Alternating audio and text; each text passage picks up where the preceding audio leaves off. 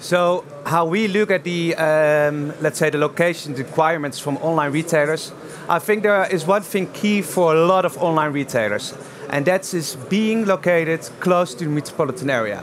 We did some studies about that, and not only about Prologis, but when you look at the total transactions of the e-commerce sector in the past years, around 75% of the total new leases was in metropolitan areas with more than 1 million inhabitants. And why do these online retailers want to be located close to those metropolitan areas? That's because, I think, two things. First of all, close to the end customer. That's key. They can't afford anymore, let's say, a 3-day delivery. They need to be close to the end customer. When somebody orders something online at 11 o'clock in the evening, it needs to be there at least the next day. The other thing is, and that's very important for the e-commerce sector, is the availability of qualified staff. In an e-commerce warehouse, there work much more people. In general, the thumb of rule is that there work 10 to 15 people per 1,000 square meters. So that's more than double than an average warehouse. So that's quite dramatically. What we see as well, so being located close to the metropolitan areas, close to the metropolitan cities, that's important for us in our investment strategy. What we see as well in our investment strategy, and when we look at the requirements from our customers, is that in a way that they are fine with the current, let's say, blueprint of a warehouse. So existing warehouses are fine for them. They don't need, in a way, a full new specialized asset class. Over 50% of the total new leasing by the e-commerce sector is just in existing warehouses. So they are fine because they prefer to be located close to the end customers. And most of the time, when you look at those infill locations, those are the existing markets. But one trend, and that's the last thing about what I would like to share about requirements, what's interesting right now, and that's about a new development we did in Germany, in Bergheim, in the Rhine-Ruhr area, for AO.com. And I visited this new warehouse, this new e-fulfillment center. And I said to my colleague, it looks like this warehouse is changing more and more into an office. So back in the days, a traditional warehouse was just 4 walls, in a way, just a concrete floor, and that's it. But now when you go to that AO warehouse, they have really almost restaurants in that warehouse. They have large parking spots outside because they need more employees, and even have a hairdresser.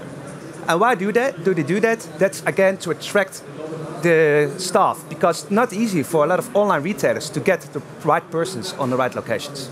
Okay, good. Tim, you wanted to come in quickly on that? Dirk's absolutely right. I think the biggest issue, well, there's lots of issues facing logistics at the moment, certainly e-commerce, but arguably the biggest issue that's facing them is urban logistics, and that ability to have proximity to where the actual people are. So it's the urbanization of the e-commerce. And I think what we probably will be looking at is that, you know, previously residential and industrial logistics has been polarized in terms of how it's looked at from a planning perspective, but going forward, I think there may be the opportunity for residential and certainly e-commerce logistics to mix, and land use to be looked at in more detail as to how we can accommodate what is a new sector. Proximity to the residential people is absolutely key. I think from a customer point of view, what do we all want? We want reliability, but we want speed of delivery as well. And retailers are responding to that, and obviously they want to have these buildings which are very close to the population. I mean, obviously, like we all look at the longer-term trends and try to make sense of them, and how they will have an impact, a more positive impact on your portfolio. And certainly, I mean, you know, those buzzwords: urbanization, demographics, new technologies, and they've been around for quite some time, but it's still a fairly strong growth factor. And we've also been focusing on those ring road, perhaps even inside ring road locations, of course. And I think what Tim just said. I mean, it's quite funny. Back in the 10 years ago, because you were saying 10 years you started here, but 10 years ago perhaps logistics and residential was completely separated from each other basically by planning anyway. And certainly right now we see that they have become one of the greatest competitors against each other. Because, I mean, there's so much more demand for that logistics space, but at the same time, most of the local administration perhaps focus very much on residential, to expand that into perhaps places where I have not been looking at, like just around outside ring road locations even perhaps. and that is obviously creating a scarcity of space for a logistics operator, and not just in those very strongly growing cities like London perhaps, but also applies to the big other European gateway cities, and is certainly something which looks attractive from the void risk going forward from investor point of view, as back in the days, corridor location, you would always be more concerned that they would just move next door because you would find a developer who built it for you. So can you ever envisage the time when we're going to have e-commerce located on the ground floor and then residential above it? Perhaps. I mean, obviously multi-story would be something like that. We've seen in Far East, basically, in places like Singapore, Korea. I mean, we own already multi-story logistic hubs, and we've seen it in Geneva and other places, and I'm surely it will come to London and other places as well, and perhaps even mixed with resi at some point. I mean, think electric cars as well, what that means when you want to combine that with logistics. It's even happening already in New York, where Amazon is trying desperately to serve the Manhattan market, but of course there's hardly any industrial space available there. So they have leased right now a floor of office space. And I'm very curious to see how the transport of goods happens vertically. But they lease office space for the e-fulfillment activities. So that's how it's getting mixed.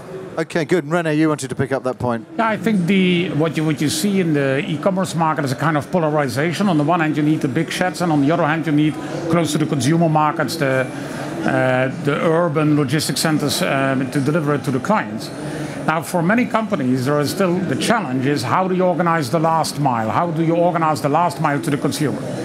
And the challenge is there, nobody wants to pay for it. We as consumers don't want to pay for it. The company who has produced the products doesn't want to pay for it. Now, there is a lot of inefficiency still in that logistics process because each and every company has its own vans driving into the city.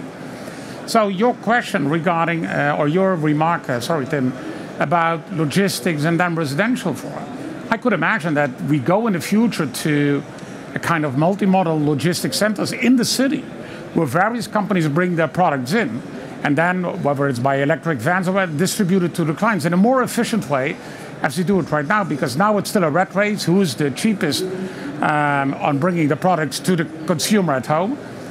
I think you can imagine that over time that will evolve in a number of distribution models. And then various companies bringing to a logistics center in the city, perhaps with residential or a hotel above on that, or the warehouse beneath the ground, why not? And then driving it into the city to the customers. That's not that far away, that future, I think.